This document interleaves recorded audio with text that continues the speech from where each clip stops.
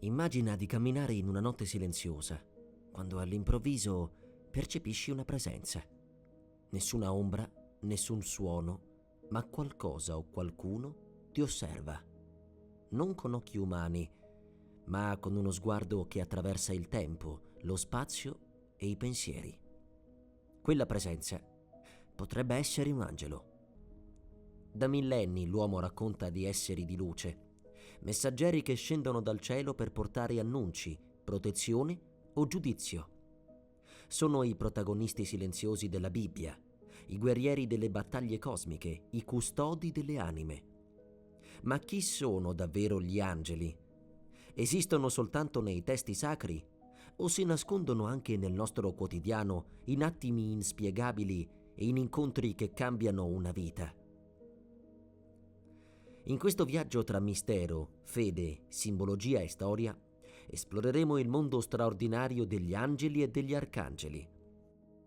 Scopriremo chi sono i 9 cori celesti, come sono nati grandi nomi come Michele, Gabriele e Raffaele, e perché milioni di persone nel mondo continuano a invocarli, ad amarli o a temerli. Vedremo come queste figure, nate nell'antichità più remota, hanno attraversato i secoli trasformandosi in opere d'arte, in racconti epici, in visioni mistiche, fino ad arrivare al cinema e alla cultura pop moderna. E ci chiederemo, sono soltanto simboli o qualcosa di più reale di quanto pensiamo? Preparati a scendere in un mondo invisibile agli occhi, ma vivo nel cuore di chi crede. Perché gli angeli non parlano a chi li guarda, parlano a chi li sente.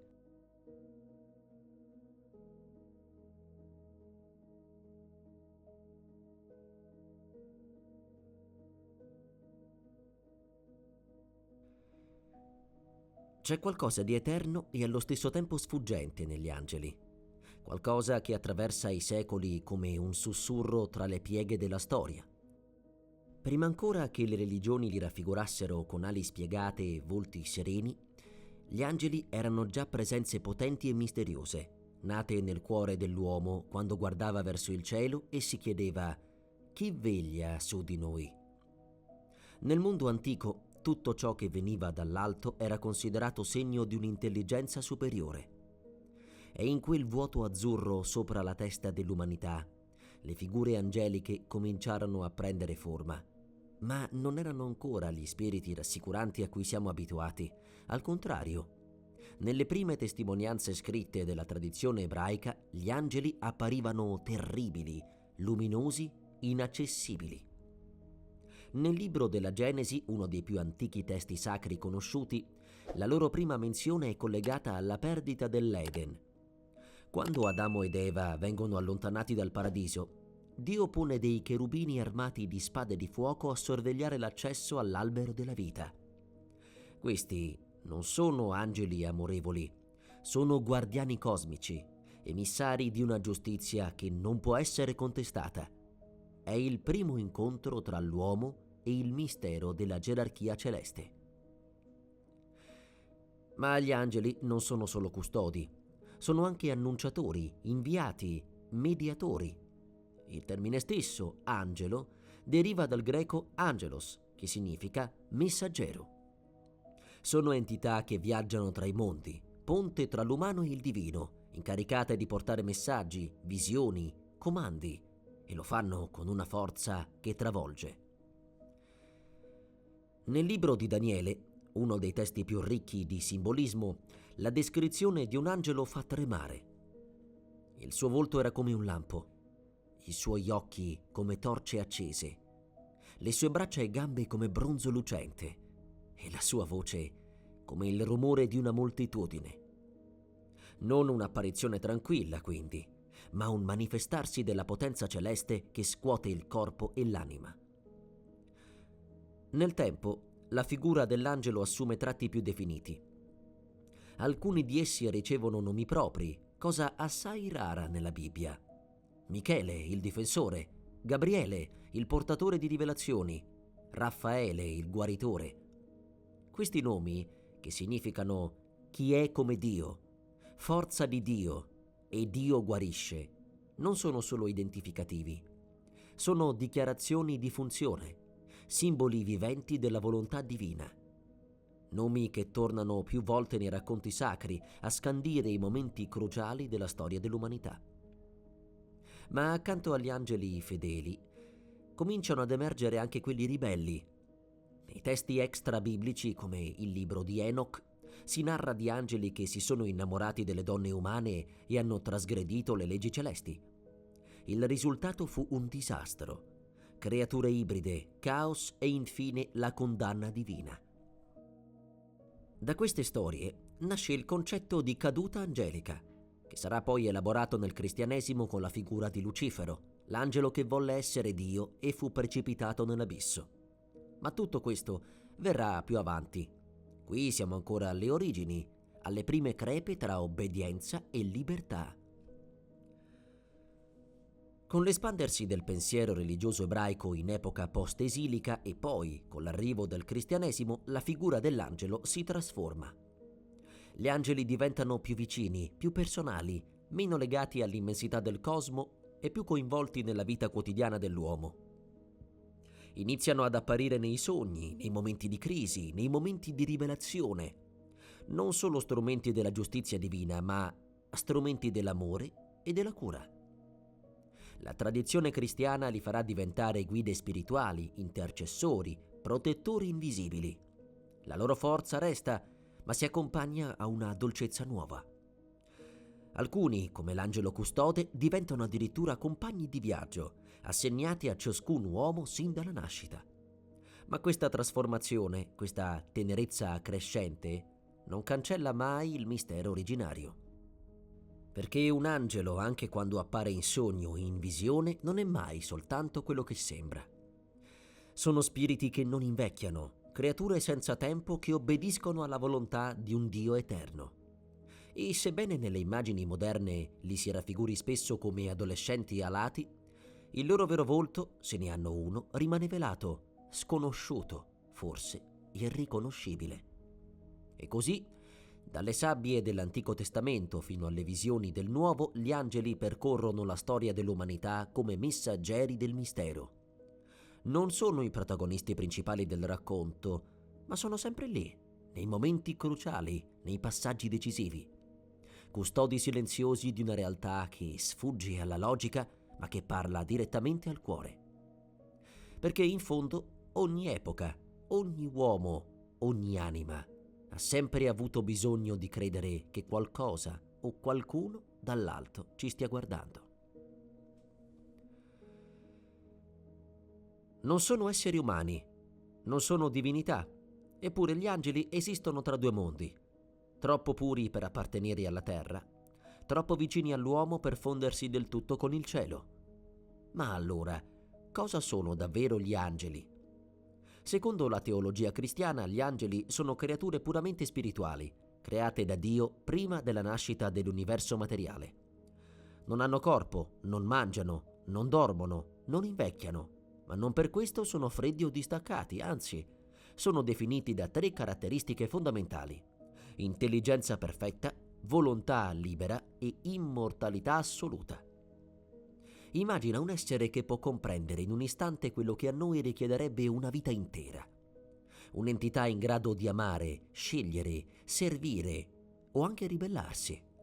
È questo che li rende più vicini a noi di quanto sembri, ma allo stesso tempo infinitamente diversi. San Tommaso d'Aquino, uno dei massimi teologi della storia, li descrive come intelletti puri. Senza un corpo, la loro conoscenza è diretta, intuitiva, illuminata. Non apprendono passo dopo passo, ma vedono tutto in un unico sguardo chiaro e penetrante. Ecco perché, secondo la tradizione, sono i primi a comprendere i progetti divini e ad agire per realizzarli. Ma non sono automi. Hanno una volontà libera, una capacità di scelta.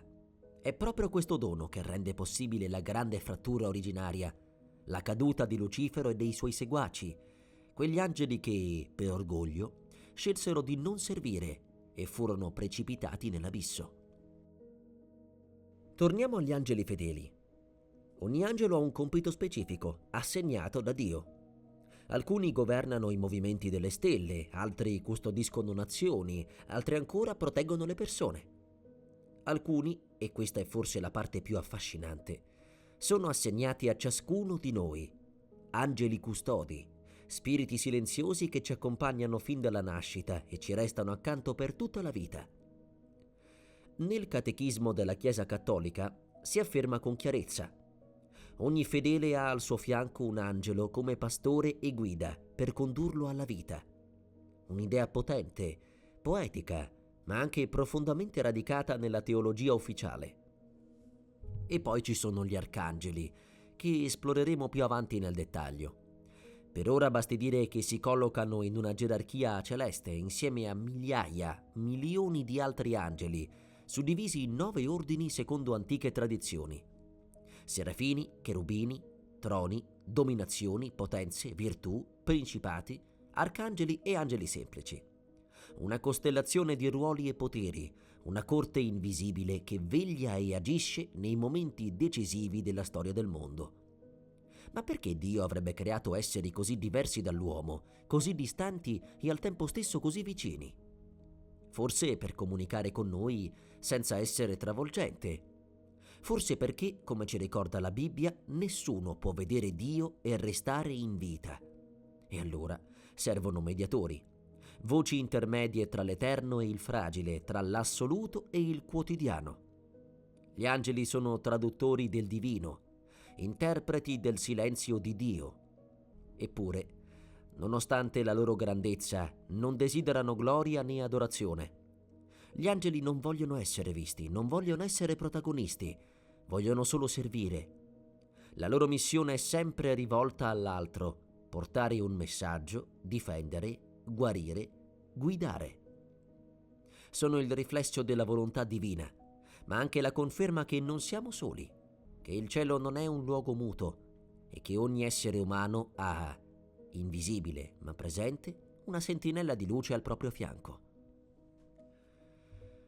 Se potessimo vedere l'aldilà con occhi puri, scopriremmo un ordine straordinario.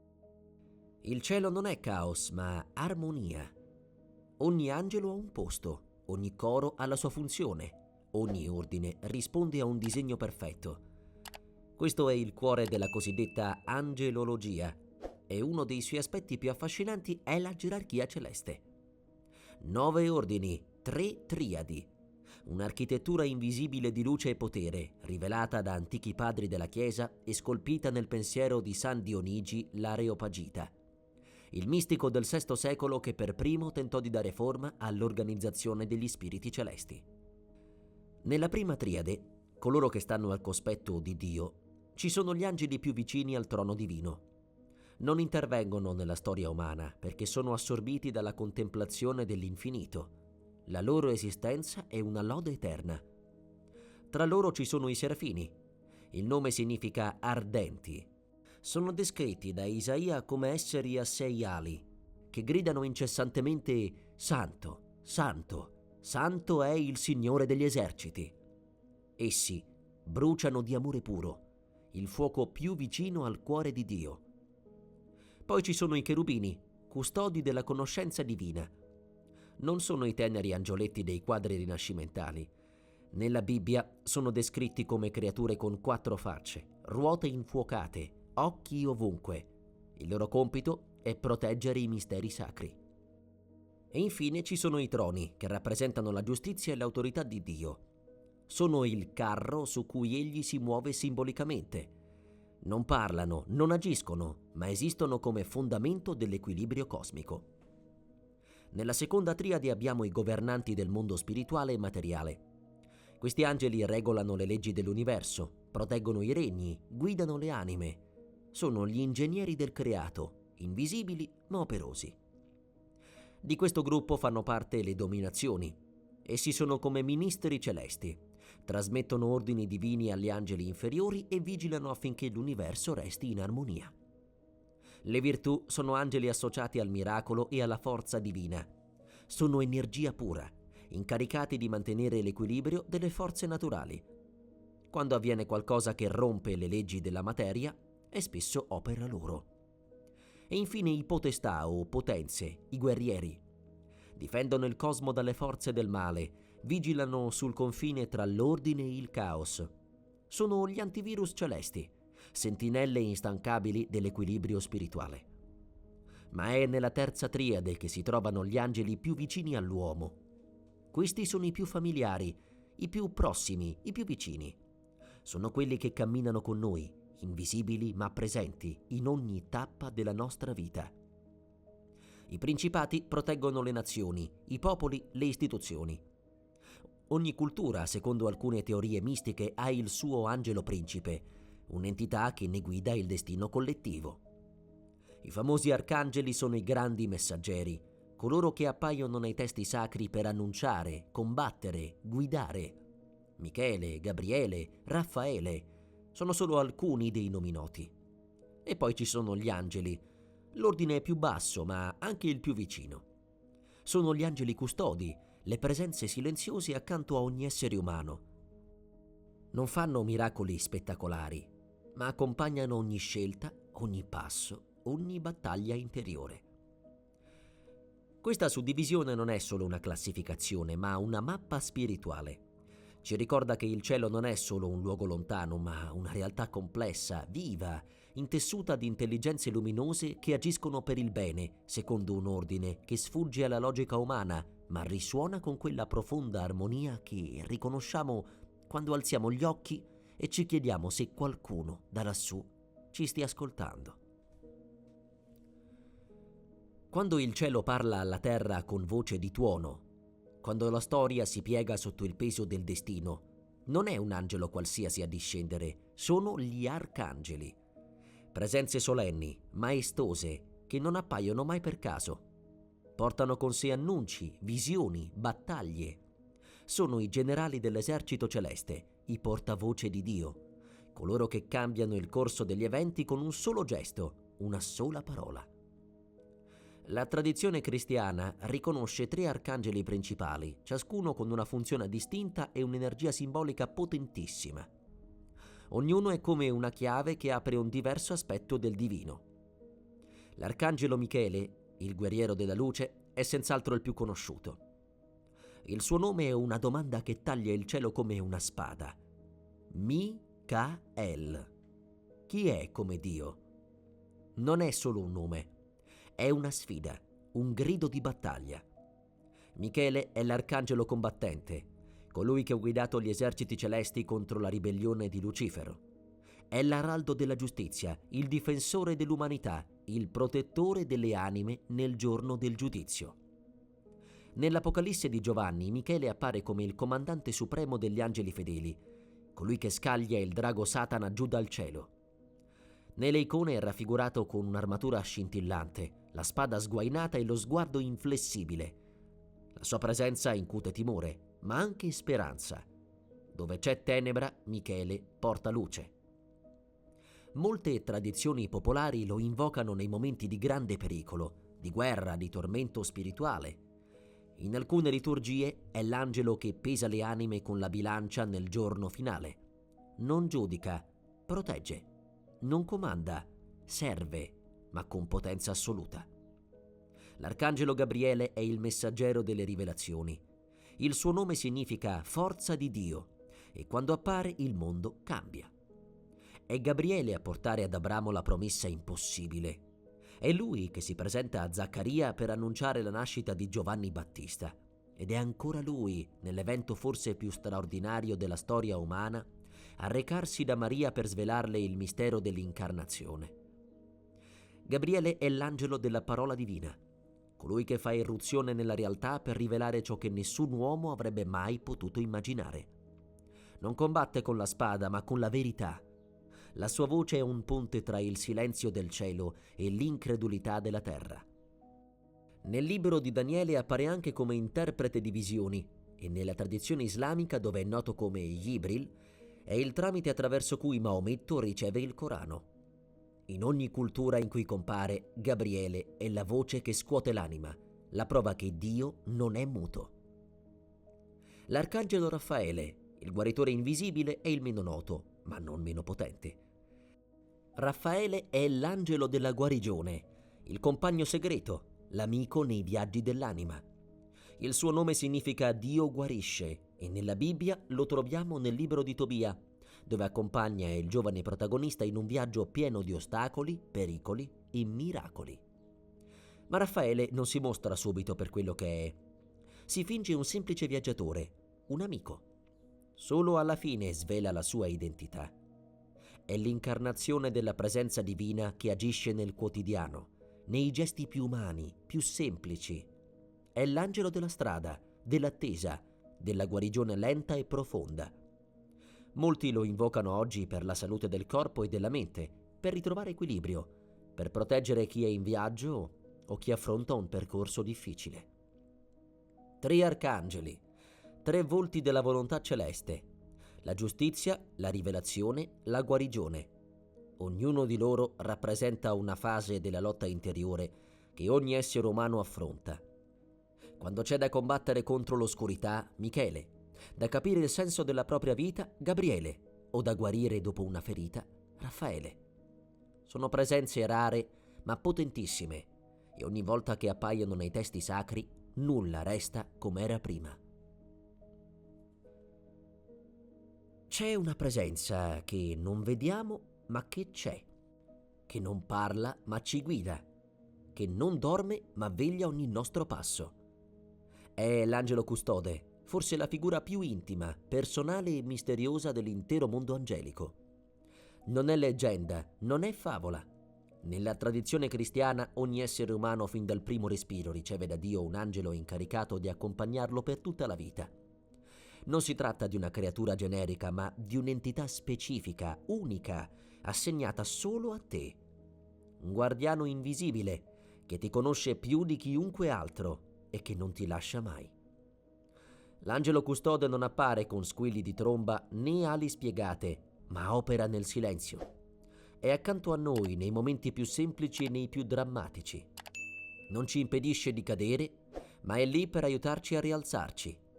Non forza la nostra volontà, ma sussurra al cuore la via giusta quando tutto sembra perduto. È la voce che ci dice non mollare. È il pensiero improvviso che ci salva.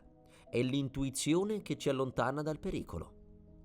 Quante volte abbiamo evitato una tragedia per un ritardo inspiegabile, una svolta imprevista, un presentimento? Forse non era solo fortuna. Secondo San Basilio Magno, nessuno può negare che ogni fedele abbia accanto un angelo come pedagogo e pastore, per guidarlo alla vita eterna. Il catechismo lo conferma, e molte testimonianze mistiche raccontano esperienze reali, intense, in cui la presenza dell'angelo si è fatta quasi palpabile. Una mano che protegge, una voce che consola, una luce che orienta. Gli angeli custodi non si impongono, non violano mai il libero arbitrio, ma parlano attraverso i sogni, le intuizioni, le ispirazioni. Quando la mente tace, il cuore è pronto ad ascoltarli. A volte si manifestano nei momenti di preghiera profonda, di silenzio, di dolore. Non servono riti strani né magie, basta un pensiero, una preghiera sussurrata, anche senza parole. In molte culture e religioni l'idea di una presenza spirituale personale ricorre con nomi diversi: spiriti guida, daimoni buoni, antenati protettori. Ma nel cristianesimo l'angelo custode non è solo memoria o simbolo, è un essere vivo, consapevole, che si rallegra quando facciamo il bene e soffre quando ci allontaniamo dalla nostra strada. E nei momenti più bui, quando ci sentiamo soli, dimenticati, smarriti, l'angelo custode è più vicino che mai. Non può sempre cambiare la realtà, ma può aiutarci a viverla. È accanto a noi nei momenti della malattia, della perdita, della disperazione. Anche se non lo vediamo, è lì, pronto a sostenerci quando tutto il resto crolla. Quando arriva l'ultima ora, l'angelo non ci abbandona. Nella liturgia dei defunti si prega: che gli angeli ti conducano in paradiso. È l'angelo custode che prende per mano l'anima e la guida nell'ultimo viaggio, oltre il tempo, oltre la carne, verso la luce. In un mondo frenetico, rumoroso, razionale, pensare di avere un compagno spirituale che ci ama in silenzio sembra quasi ingenuo, ma è proprio questa dolcezza invisibile a commuovere. L'angelo custode non cerca gloria né preghiere in cambio. Vuole solo che la nostra anima trovi la sua strada. E allora, forse vale la pena ogni tanto fermarsi, guardare il cielo e sussurrare: grazie di esserci, anche quando non ti vedo. Gli angeli non appartengono a una sola religione. Non sono proprietà esclusiva del cristianesimo. Da millenni quasi ogni cultura ha riconosciuto l'esistenza di esseri spirituali intermedi, entità luminose che abitano tra il cielo e la terra, tra il visibile e l'invisibile. Sono i messaggeri, i custodi, gli interpreti del divino. Chiamali come vuoi: angeli, spiriti guida, geni, daimoni, malachim. La loro presenza è universale. Il termine ebraico malach significa messaggero e si riferisce agli angeli come emissari della volontà divina. Nella Torah e nei testi successivi, gli angeli compaiono spesso con compiti precisi. Guidano, avvertono, proteggono, puniscono, sempre su mandato diretto di Dio. Uno degli esempi più celebri è quello dei 3 angeli che visitano Abramo alle querce di Mamre, annunciandogli la nascita del figlio Isacco. Oppure l'angelo che trattiene la mano di Abramo mentre sta per sacrificare Isacco, e ancora l'angelo che lotta con Giacobbe per tutta la notte. Nella mistica ebraica, specialmente nella Cabala, si sviluppa una visione complessa e affascinante del mondo angelico. Gli angeli sono disposti in gerarchie, con compiti e nomi specifici. Metatron, considerato il più vicino al trono di Dio, o Sandalphon, l'angelo della preghiera. Ma a differenza del cristianesimo, gli angeli non sono mai oggetti di culto, sono strumenti, mai fini. Anche l'Islam attribuisce grande importanza agli angeli, che sono chiamati Malaika. Sono creature di luce, perfettamente obbedienti a Dio, senza libero arbitrio. La loro esistenza è una continua lode e ognuno ha un ruolo preciso nella gestione dell'universo. Tra tutti il più famoso è Jibril, Gabriele, che ha rivelato il Corano al profeta Maometto. È descritto come maestoso, potente, dotato di ali che riempiono l'orizzonte. Oltre a lui, l'Islam riconosce altri arcangeli: Michele, che provvede al nutrimento e alle piogge; Israfil, che soffierà nella tromba del giudizio finale; e Azrail, l'angelo della morte, incaricato di separare le anime dai corpi. Ogni essere umano, secondo la dottrina islamica, ha 2 angeli registratori, uno alla destra che annota le buone azioni, uno alla sinistra per le cattive. Sono chiamati Kiraman Katibin, i nobili scrivani. Nel corso dei secoli l'Occidente ha sviluppato anche una tradizione esoterica angelica, influenzata da testi gnostici, cabalistici e magici. Qui gli angeli non sono solo servitori, ma intelligenze cosmiche, portatori di conoscenza, potere, rivelazioni. Nel Rinascimento pensatori come Marsilio Ficino, Cornelio Agrippa e John Dee cercarono di comunicare con esseri angelici attraverso rituali complessi e alfabeti occulti. Nacquero sistemi di angelologia magica con nomi, sigilli, invocazioni. Un mondo parallelo dove gli angeli diventavano mediatori tra l'uomo e il sapere assoluto. Nella New Age moderna gli angeli sono spesso reinterpretati come guide personali, energie vibrazionali, archetipi psicologici. Non c'è più una visione teologica rigida, ma una connessione emotiva e spirituale che li rende accessibili a tutti, indipendentemente dalla religione. Forse ogni cultura, ogni epoca, ogni fede ha intuito un frammento di ciò che gli angeli sono davvero. Forse, come prismi celesti, riflettono la luce del divino in modi diversi, ma sempre con uno stesso fine: ricordarci che non siamo soli, che qualcosa o qualcuno veglia su di noi anche nel silenzio. Cosa accadrebbe se potessimo davvero incontrare un angelo? Se per un istante il velo invisibile tra cielo e terra si sollevasse, rivelando una presenza che ci osserva da sempre. In ogni epoca, in ogni parte del mondo, esistono testimonianze sorprendenti di incontri angelici vissuti da persone comuni e da grandi santi, da bambini, soldati, scienziati, disperati. Non si tratta sempre di visioni spettacolari o di ali scintillanti nel cielo, Molto più spesso gli angeli si manifestano nei momenti in cui l'anima è più fragile, quando tutto sembra perduto, e una luce, inspiegabile ma reale, si accende all'improvviso. Uno degli episodi più celebri nella storia cristiana è l'apparizione dell'arcangelo Michele sul monte Gargano in Puglia, nel V secolo. Secondo la tradizione, un pastore alla ricerca del suo toro si rifugiò in una grotta, dove fu colpito da un raggio di luce. Da quel giorno il luogo fu consacrato come santuario e divenne meta di pellegrinaggi. Michele sarebbe poi apparso anche durante battaglie cruciali, offrendo protezione e guida. Nel 1917, durante le apparizioni di Fatima, i 3 pastorelli dichiararono di aver incontrato un angelo prima della Madonna. Era l'angelo del Portogallo, che insegnò loro preghiere e annunciò ciò che sarebbe accaduto. Anche qui non si trattava di una visione fiabesca, ma di una presenza intensa, concreta, accompagnata da un profondo senso di pace. Oggi migliaia di persone raccontano esperienze inspiegabili che attribuiscono agli angeli.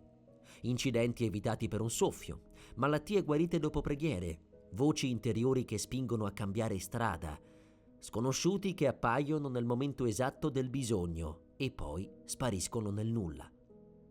Un esempio tra i più citati è quello dell'attacco alle Torri Gemelle dell'11 settembre 2001. Numerosi superstiti raccontarono di aver sentito qualcosa che li spinse ad abbandonare l'edificio poco prima del crollo, nonostante non ci fosse alcun segnale visibile. Alcuni parlano di una voce, altri di una forza irresistibile. O ancora, nelle corsie degli ospedali, medici e infermieri riferiscono casi in cui pazienti in fin di vita improvvisamente migliorano, spesso dicendo di aver visto un essere di luce o di essere stati toccati da ali enormi e calde. Nessuno può provarlo, ma chi l'ha vissuto non ha dubbi. I santi sono forse i testimoni più affidabili, almeno sul piano spirituale, di esperienze angeliche. San Pio da Pietrelcina raccontava spesso di parlare con il suo angelo custode, che agiva come intermediario tra lui e chi lo cercava. «Mandatemi il vostro angelo se non potete venire», diceva. Santa Faustina Kowalska, la mistica polacca a cui fu rivelata la Divina Misericordia, scrisse nel suo diario di aver visto angeli che custodivano intere città, pronti a intervenire nei momenti di crisi. Ma anche chi non è santo può ricevere una visita. Gli angeli non scelgono in base alla purezza, ma alla necessità. Non si fanno vedere da chi è perfetto, ma da chi è pronto a credere. Sono reali? Sono simboli? Sono proiezioni del nostro desiderio di essere amati e protetti? Forse. Ma in ogni racconto c'è qualcosa che non si può ignorare: la trasformazione interiore. Dopo un incontro angelico, vero o presunto, le persone cambiano, diventano più consapevoli, più serene, più piene di speranza. E se anche fosse solo questo il loro miracolo, forse sarebbe già abbastanza.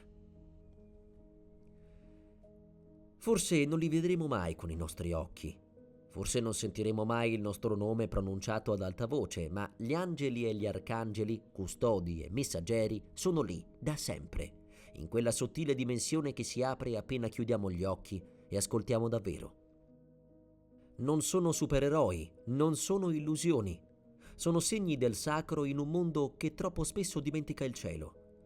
Sono il ponte invisibile tra il finito e l'eterno, tra l'umanità fragile e la luce che l'ha generata.